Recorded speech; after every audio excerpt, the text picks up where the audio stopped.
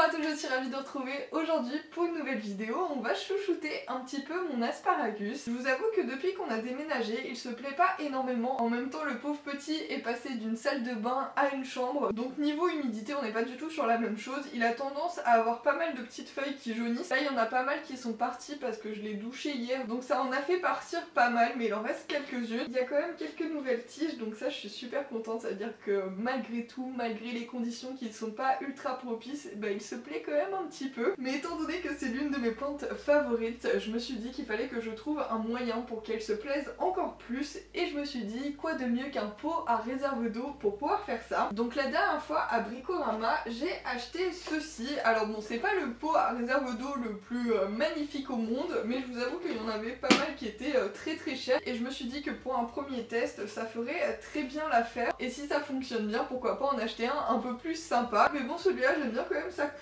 C'est une sorte de bleu-vert, enfin une sorte de vert d'eau, on va dire, un truc comme ça.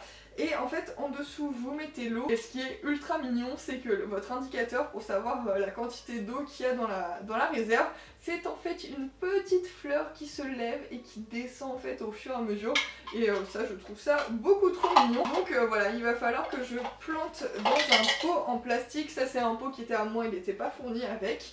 Et en fait, si j'ai bien compris, il va falloir que je mette ce petit bitonio là noir avec la petite cordelette qui sera enroulée autour. Il va falloir que je le torsade autour. Et ça en fait ça se plante par le dessous de votre pot en plastique directement dans la terre. Et comme ça par capillarité ça va venir arroser votre plante. Parce qu'en fait ça après ça se met là-dedans et ensuite il y a les petites cordelettes qui viennent par le dessous tremper dans l'eau et c'est comme ça que par capillarité la terre reste toujours un petit peu humide et je pense que pour mon asparagus ça va être tout à fait approprié. Donc c'est parti pour un petit rempotage. Alors pour ce rempotage j'ai décidé d'utiliser un petit peu de terreau, quelques écorces de coco comme ça ça va pouvoir drainer un petit peu et surtout maintenir de l'humidité et enfin un petit peu de vermiculite. Donc c'est parti. Alors il faut savoir que cet asparagus je ne l'ai jamais rempoté depuis le jour où je l'ai sauvé, donc c'était il y a plus d'1 an et demi. Je sens les rhizomes à travers le pot plastique, hein, c'est pour vous dire à quel point il est à l'étroit en dessous. Et même j'avais mis un petit peu de pouzzolane au fond et il y a carrément un petit rhizome qui a réussi à passer à travers. Je suis quand même ultra impatiente de voir dans quel état les racines sont parce que vraiment à l'époque, je me souviens quand je l'avais sauvé, il avait rien du tout, c'était impressionnant. Donc là je suis trop contente, j'ai peur, je pense que je vais devoir le casser. Je vais découper le pot, comme ça je vais pas abîmer le petit rhizome. Franchement parfois découper le pot c'est la meilleure solution, au moins vous n'abîmez pas la plante et ça c'est quand même vachement plus sympathique pour elle. Hop.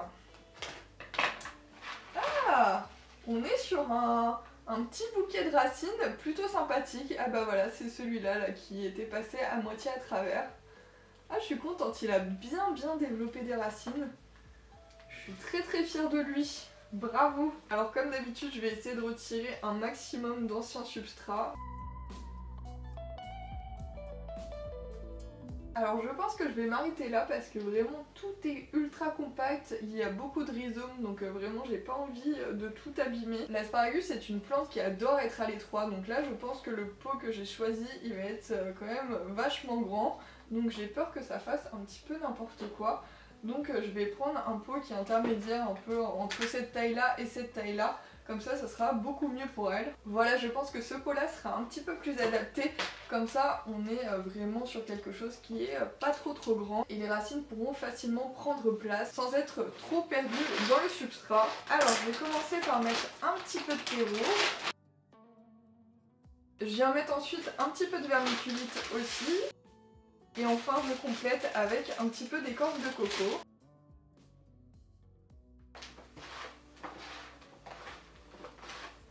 Ça m'a l'air vraiment pas mal, le substrat est bien léger donc je pense que ça devrait bien lui plaire.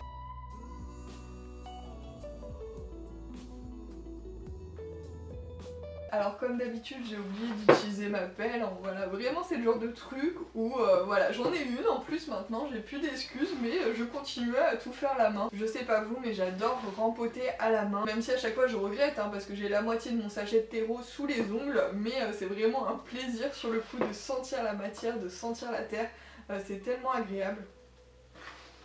Voilà, il est rempoté, alors maintenant je vais pouvoir planter le petit bitonio dedans. Je vais essayer de faire les choses bien. Hop. Donc on torsade autour. Alors, pop, pop, pop, pop, pop, comme ça. Et ensuite on vient le planter dans un trou. Donc là, je vais mettre dans celui-là. Ça m'a l'air de tenir à peu près. Je sais pas si ça va bien tenir cette affaire. Et ensuite je viens le placer à l'intérieur. Donc c'est bon, les cordelettes dépassent. Il va falloir ensuite associer les deux. Donc je vais nettoyer tout ça, je vais le remplir et je reviens. Ça y est, mon asparagus est équipé de son pot à réserve d'eau.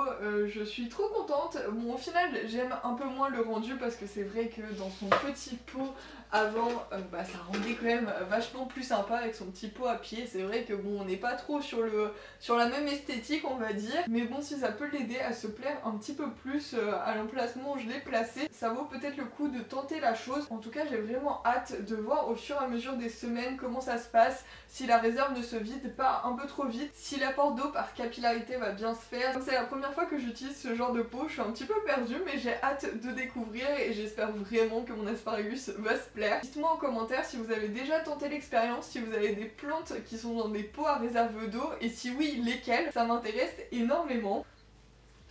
À force de vous parler avec le pot à la main, je viens de m'arroser, mais c'est pas grave, voilà, on est presque à la fin de la vidéo. Je voulais juste vous dire un dernier mot, voilà, cette plante, elle me touche particulièrement parce qu'elle est en lien avec un projet dont je vais vous parler vendredi prochain.